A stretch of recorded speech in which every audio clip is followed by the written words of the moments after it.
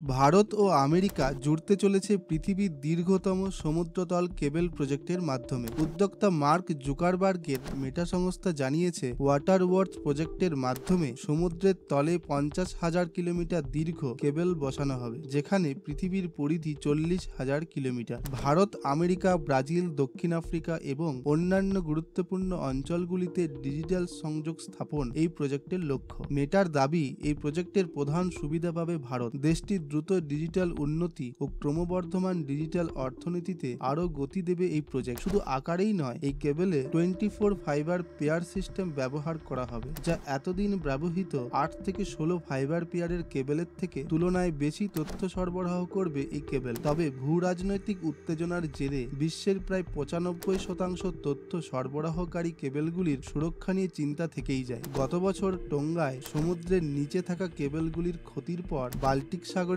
জাহাজগুলির উপর নজরদারি বাড়িয়েছেন নেটো। আর তাই কোনো রকম ক্ষতি এড়াতে ওয়াটার ওয়ার্থ প্রজেক্টের কেবলগুলি সমুদ্রের 7,000 মিটার গভীরে রাখবে বলে ঠিক করেছে মেটা। এছাড়াও জাহাজের নোঙর ও অন্যান্য বিপদের কথাও ভাবা হয়েছে এই প্রজেক্টে। বিশ্বব্যাপী সংযোগ সম্প্রসারণে মেটা এর আগেও যৌথভাবে 20টির বেশি সমুদ্র তলে কেবল সিস্টেম তৈরি করেছে। তবে ওয়াটার ওয়ার্থ প্রজেক্ট এখনো পর্যন্ত সবচেয়ে বড় প্রজেক্ট। সুতরাং এটা স্পষ্ট যে ভবিষ্যতে ডিজিটাল দুনিয়ায় বড় ভূমিকা পালন করবে আমেরিকার মেটা।